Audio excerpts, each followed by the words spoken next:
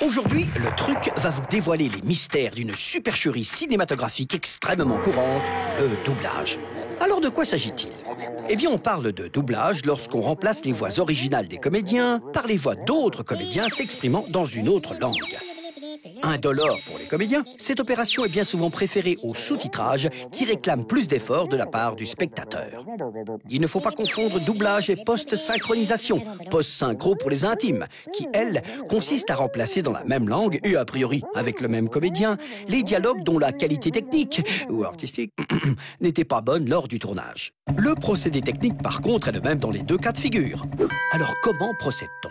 La première phase est ce qu'on appelle la détection, c'est-à-dire la transcription du texte original de façon à pouvoir le lire en parallèle avec le film.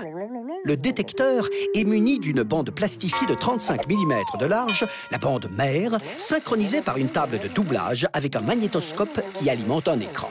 Le texte doit être inscrit de manière à défiler très précisément sur un repère lorsqu'on l'entend. Je suis le spectre noir.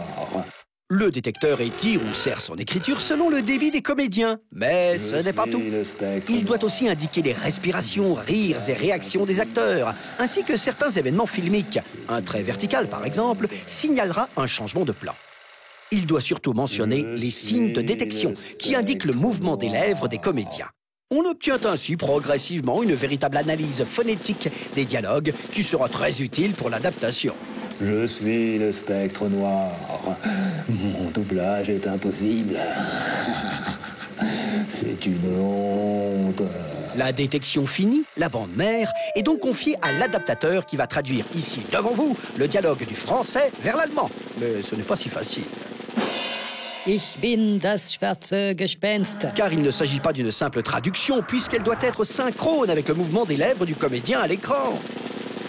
Schwarzes Gespenst bin ich. Meine Synchronisation ist unmöglich. L'adaptateur doit donc s'inspirer des signes de détection laissés par son collègue et tenter de les retrouver aux mêmes endroits dans sa traduction. Ich bin immer unsynchron. Das ist eine Unverschämtheit. Tout l'art de l'adaptateur consiste à trouver les bons compromis. Das ist grausam. Voilà. Une fois l'adaptation faite, il faut évidemment simplifier tout ça, car les comédiens ne s'y retrouveraient pas. Je suis Penst, bin unsynchron. C'est le travail du calligraphe qui va de sa plus jolie écriture recopier le travail de l'adaptateur sur une bande transparente qu'il superpose à la bande mère. Le résultat final deviendra la bande rythmo qui sera donc projetée aux comédiens de doublage. Alors évidemment, là aussi, la technologie numérique a fait des siennes. Et on trouve maintenant des systèmes virtuels qui permettent de simplifier tout ça. La détection peut alors se faire directement sur un ordinateur. Et l'adaptation de même. Un simple clic permet alors de générer la bande rythmo qui sera également projetée depuis l'ordinateur. Pour ce qui est des voix, on a quand même encore besoin des comédiens.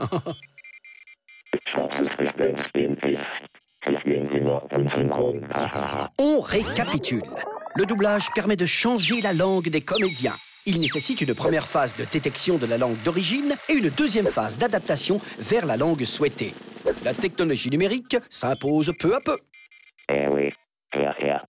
À bientôt pour un nouveau truc.